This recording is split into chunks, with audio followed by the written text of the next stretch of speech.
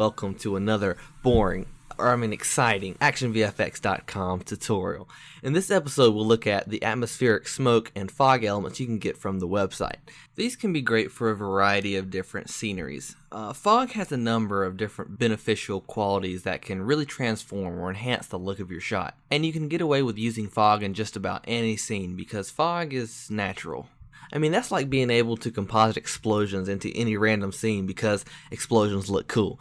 But explosions don't exactly naturally occur everywhere. But fog can really enhance the visual appeal or professionalism of a shot while not looking out of place because fog fits in just about anywhere. Unlike explosions, even though explosions look really, really cool. Okay, we also have some volumetric light rays, and fog, or any sort of atmospheric detail, certainly complements its presence. Well, allow me to very rudely interrupt myself. Let's get started creating this shot. Alright, the first step would be to grab your footage and drag it into a new composition. And now what we need to do is track this scene, right? Because we gotta track those fog elements into the shot, right? Because there's camera movement, and that fog needs to follow that camera movement. So we'll right click and we'll do a 3D camera tracker, track camera, or you can go over here to the tracker window and hit track camera. And we'll let this run through its analysis and see if it can determine the motion of the camera. Alright, looks good. Now that the 3D camera tracker is finished, what we need to do is start creating mattes for certain objects that may obscure the view of the fog, right? So there's some trees in the foreground, and they're obviously going to be covering the fog, or some will be covering some layers of fog. We're going to add a lot of depth to this, so we need to roto out some of the foreground elements, just like this tree up here in the front. So here's how we go about doing that. I won't cover all of these elements because there's pretty basic techniques involved, and I'm sure you guys want to get to the part of the tutorial where we start compositing the fog, but I'll just run through this in case anyone might be a little bit confused. Alright, for this tree up close here, what I'll do is select some track points just like this, lasso some track points, right click, create solid and camera. So this is going to create a solid in the perfect 3D space along with a camera, so it should follow that tree perfectly just like that. Good. What we can do is scale up this solid and then just kind of mask out where the tree is. Okay, do it just like that, and to help it fit the edge better, we'll add a little bit of feather, and also it's a good idea to apply a roughen edges effect, and that's more natural, more organic. So we just kind of adjust some of the settings, maybe bring that border down, and then bring some of the sharpness down. Okay, I think that looks great. We'll go ahead and name this Close Tree, and we'll go ahead and do this for several other tree layers. I'll do an example of just one more. We'll select the footage, select the 3D camera tracker, and we'll select a few track points that are in the right spot in 3D space. So maybe these three will work nicely. We'll right click and do create solid, and we'll try to scale this solid up. If you hold shift, it'll scale up 10 times faster, just like that. So we'll try to rotate this appropriately. And we'll go ahead and create a mask on this tree just along that edge. I found that's a good idea when you're making masks, not just to click, but also click and drag, and it creates these tangents so you can kind of bend and curve along the edge of whatever you're rotoing. Okay, so you can see here I've gone through and created a solid or a mask for each element or foreground object that I think is necessary for obscuring certain fog layers and things like that. It's not that hard, pretty easy once you've created a 3D track and a camera that follows the exact motion of the real life camera. And sometimes you will have to go through and add keyframes to your mask to be sure that the mask sticks just to the edge of the object that you are rotoing. Beyond that, it's all actually pretty easy, except sometimes you have like a moving dynamic subject in the foreground that's not so easy to create a matte or roto for, but it takes a little bit of time going through and do it carefully. But once you have a clean, precise matte like this, especially for like the subject or the focus of the scene, it can really help make the scene convincing. I've created all of these masks, and I want to pre-compose each of these layers individually. So I want to have one composition for each matte. So that means I have to duplicate this camera for each composition. So I'll duplicate the camera several times and place one camera below each matte. Alright, so I'll select the layer and the camera that belongs to it, right click, pre-compose, move all attributes in new composition, right? So I've got a pre-composition with just that layer inside of it. Alright, I'll do this for all the others. Just select the layer and the camera that goes to it. Pre-compose, move all attributes to new composition. And what I'll do is put all of these compositions and place them in a single folder called Rotos, where I have all these different mats. Now, it may be a bit confusing why I'm pre-composing all these mats, and it's a bit difficult to explain now, but you'll see towards the end of this tutorial, we're creating a beautiful setup for the way we're going to composite these atmospheric layers. So get ready to learn some awesome stuff, because by the end of this tutorial, these techniques will have rocked your world. Oh, maybe. I don't know. Okay, let me show you a few of these different atmospheric fog elements here. They look pretty cool. This one's pretty turbulent, like this one. This one's kind of a layered one. We have several just different unique fog elements that we're going to composite into the shot. So let's go ahead and drag them all in. We need to make these 3D layers so that they follow the camera movement. So for now, I'm going to put it on a blending mode of screen, so just so I can see what's going on. Okay, so we need to place these elements in the proper position in 3D space, so they'll follow the camera correctly. And it's pretty straightforward how we go about doing that. Let's select the footage, select the 3D camera tracker, and then we'll lasso certain track points to pinpoint the right position in 3D space. We'll do create null, and this is going to create a null object that has the right position values in 3D space, so that we can copy it, Control C, and paste it on one of these fog elements. For now, I'll do the side smoke, and we need to make this a 3D layer, so we'll do this either by clicking the 3D icon or right clicking on the layer and selecting 3D layer. We copy the position from this track null, and then we'll click P and paste the position on this 3D layered fog element. Let's scale it up because it's far too small, and let's move it in the right position just like that. Not looking great at all right now, but we certainly will make adjustments to this to make it look fantastic. Alright, that's good for that layer. And we'll kind of repeat the same general steps to position all of these different fog layers. And there's no predetermined way to do this. This is just the part where you be creative and place different fog elements in different positions to help your scene look good. So I'll go ahead and do that now through a time lapse.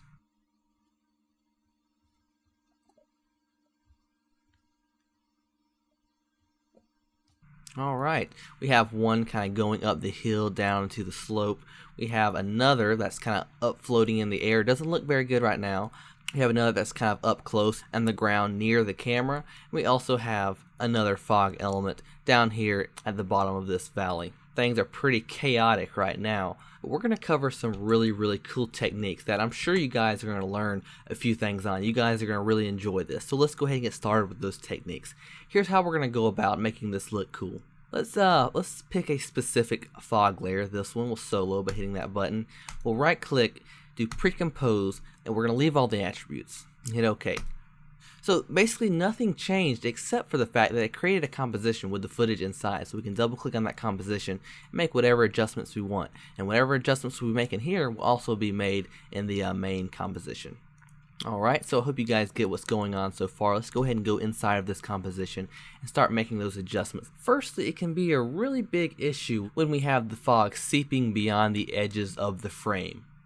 And believe me, this is an everyday problem when working with stock footage, so you guys should really enjoy and very commonly use the techniques I'm about to show you. But also often when you're using these stock footage elements, it may be situated in a way where you don't have to show these edges, where the edges aren't in the frame. But this situation is particularly difficult because of how wide the camera pans. It's hard not to show those edges. So in this particular case, we do need to fix that sharp edge issue. And very commonly, you'll have to be using this technique. So let's get started with it. Let's create a black solid.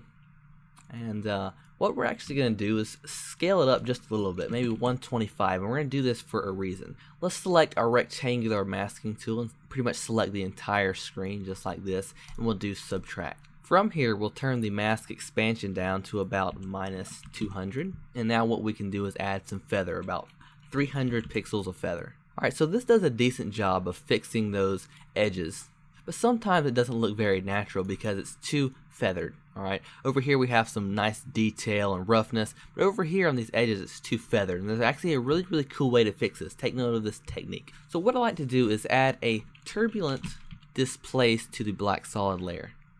And turn the complexity up to something like 8. Alright, so it's a really high complexity. And now we have that detail that we kind of seem to see along these edges. So let's kind of look at it before and after. Before it was like this, it was nice and feathered. And sometimes when things are too clean and feathered, you notice it. But when we add this turbulent displace, it adds some roughness and detail. And now it blends in more naturally.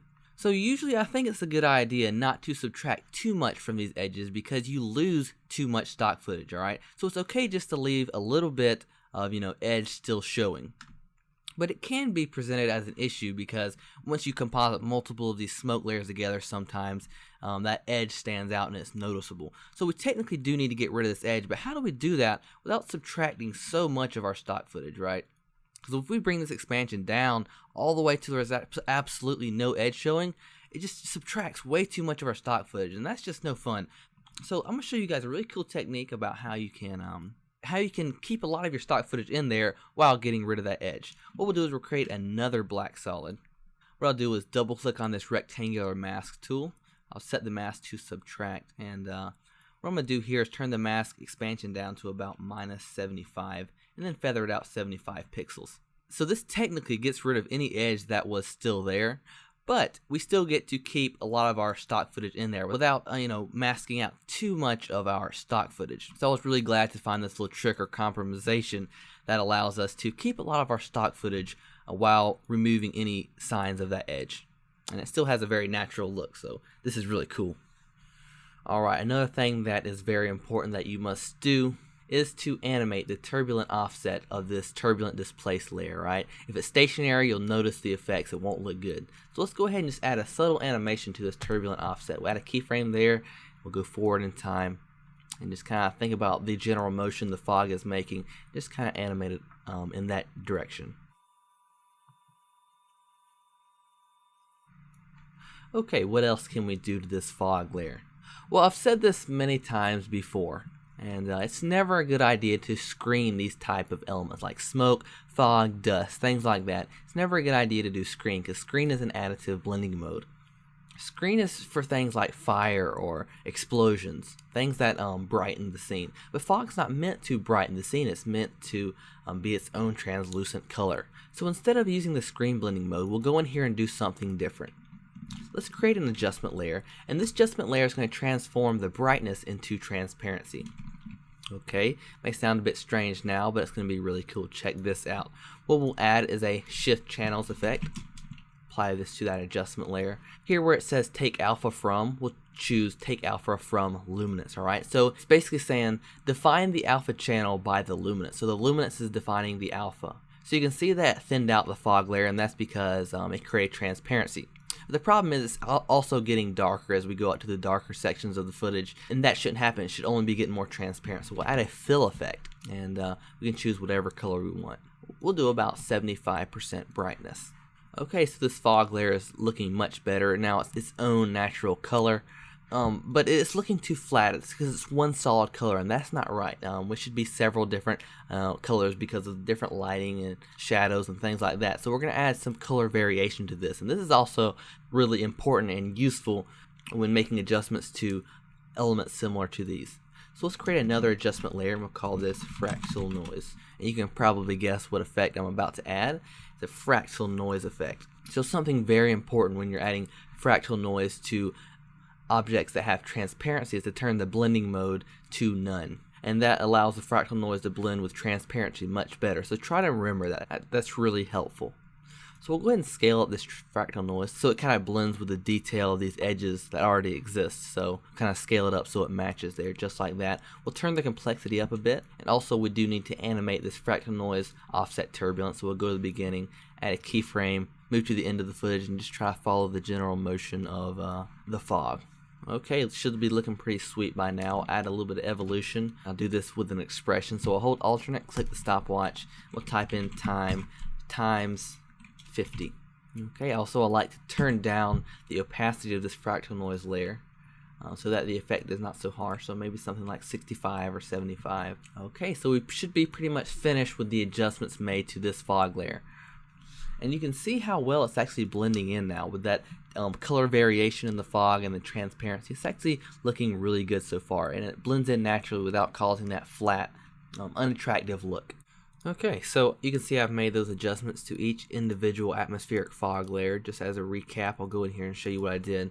And basically just add that, fix those edges like the same way we did before. Add that transparency, and then add the brightness variation with that fractal noise with this adjustment layer. Alright, so we did the same exact thing, just with a different fog asset. Alright, and we did this with all the other chosen fog layers, and you can see already it's looking so much better. If we just turn on that footage, those fog layers are blending in so naturally, and it looks really, really good. I'm really impressed at this point, but we really need to work on adding depth to the fog, make sure and make it behind some of these trees. So how are we going to go about doing that? Well, this is where the really cool way of compositing, that method of compositing I was talking about, comes in. So before we do that, what we have to do is pre-compose each of these fog layers individually. All right, and so we got to do the same thing, just make several duplicates of the camera, because we need one camera per composition that we create. So we'll pre-compose this fog layer, move all attributes, do the same for this one.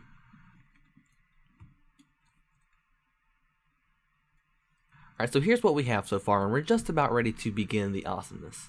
We have each individual matte layer pre-composed in its own separate composition, as well as we have each individual fog layer pre-composed in its own separate composition. Now let's turn off each of these matte layers. What we'll do is we'll add a set matte effect to one of these fog layers. So for now we'll choose side fog. Alright, we'll add a set matte effect to this fog layer. And you can see where it says take matte layer from. We'll choose one of these layers like close tree matte, and you can see what it did. Alright, so it took the matte from the tree layer, but we want to invert that because we do not want this fog layer to exist where that tree is. Alright, so really cool. Look what it did. It subtracted that fog layer where the tree is, where the tree matte layer was. Then we can duplicate this set matte effect and choose any other layer, for instance the girl. Alright, looks cool. We can duplicate this again and maybe choose the hill. You can see how cool this is. Like, I'm excited. We've created this beautiful setup where we can just keep duplicating this set matte effect and just choose whatever layer we want. So this is like, the compositing software Nuke. You're a lot more powerful with Nuke sometimes with compositing than you are with After Effects. But with this technique with After Effects, you're like really powerful, like nearly as powerful as Nuke or something like that. So it's really good. So keep duplicating this effect, and maybe we'll choose the straight tree, which is this tree right here. And if I don't want this to completely remove the fog layer from that section, what I can do is double click on this set matte effect, go down to compositing options, and turn down the effect opacity of this set matte effect, so maybe 50%. So now it only subtracts it 50% from this straight tree matte layer, right? So it's really cool. You can choose how much you want that matte to subtract the layer. So this is so much more powerful than like track mattes, because track mattes so messy, so sloppy. You had to create the matte for each individual fog layer. So this is just mind-blowingly more powerful than like track mattes or anything like that. And then we'll continue doing this with these other fog layers. All right, we just add that set matte effect to the fog layer. We're doing this hill fog layer right here. We'll make sure and choose invert matte because we want it to exist where the matte does not exist, right? So we'll choose like hill for one of the mattes, and then we can duplicate this and maybe choose a few more, maybe like the girl.